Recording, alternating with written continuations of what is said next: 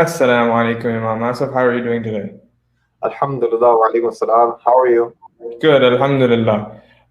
Today's topic is about traveling while fasting. And although traveling has become a little bit foreign to us, there are some special rules around, in regards to fasting. So, first, what we wanted to talk about is with Salah, right? There's a specific number attached to kind of whatever that number is. There's a number attached to how far you can go from your house before you start implementing some of those rules. Is it similar with fasting? And if so, maybe you can comment on what the different numbers are in terms of distance from your house. Yeah, so traveling distance, when I'm allowed to basically break my fast, because when I'll be considered as musafir, as Allah subhanahu wa ta'ala says, if you're in traveling, you have an option.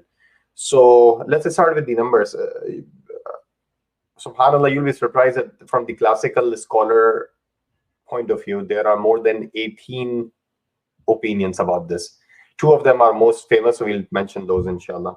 One is about the 48 miles, which is very popular, and this is most of the fiqh scholar will go with the 48 miles.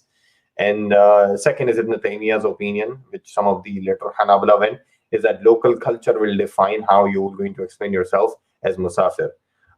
So either way, either of these opinion is fine because they are coming from the classical scholarly perspective, and they both have their evidence for it. So again, 48 miles, or how the culture defines. If culture defines, the local culture defines, if you are a traveler, then you are a traveler. If you want to take specific numbers, because sometimes some of the arguments is that you might abuse the definition of the culture. So if you will take 48 miles, you will end up not being abusing. But there are some other concerns that nowadays 48 miles for some people who are working, let's say from Worcester to Boston, that is 51 mile. So will you be considered as a traveler? And the answer to that is, if you're going with the 48-mile opinion, then yes, you have an option. But do you have hardship? No, then obviously go with the majority. So that actually leads to a second question. And second question is that, let's say if I am traveling, what is better? Is it better for me to fast, or is it better for me not to fast? Because Allah gave me the option.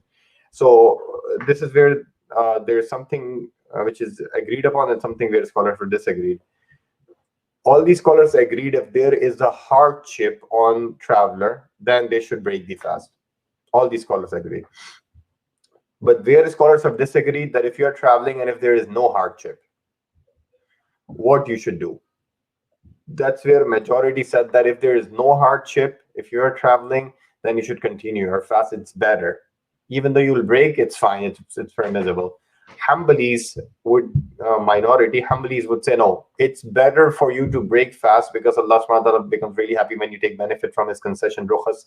So it's better for you, even without the hardship, to break the fast, because that's what Allah subhanahu wa ta'ala have mandated. And there are other evidence by Hanbalis, and then there is counter rebuttal. I'm pretty sure you all know about the rich tradition of the fiqh knowledge.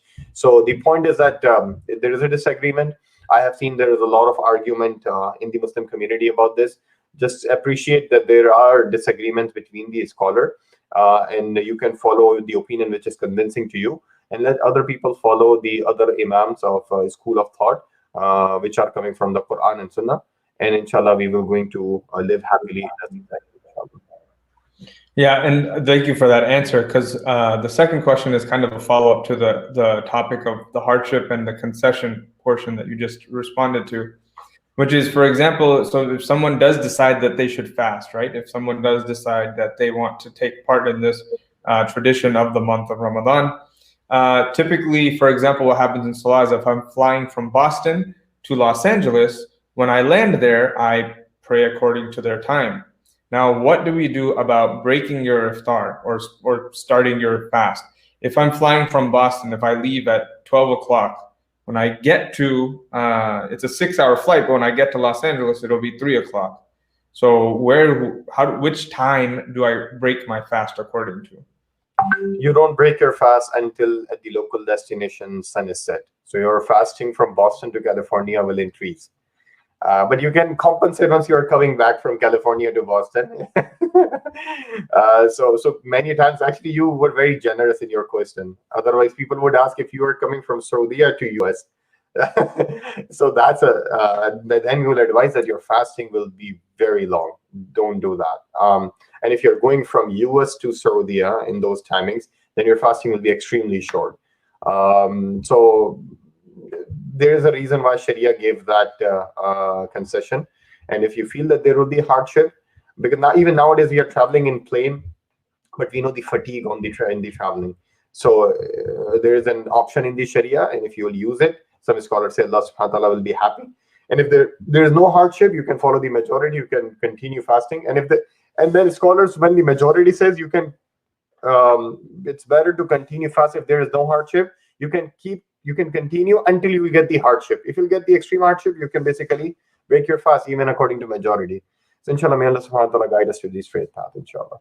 Ameen. So inshallah, hopefully neither of us have to fly to California in Ramadan, but we can come back, inshallah. Take care. We will see each other tomorrow, inshallah. Assalamu alaikum.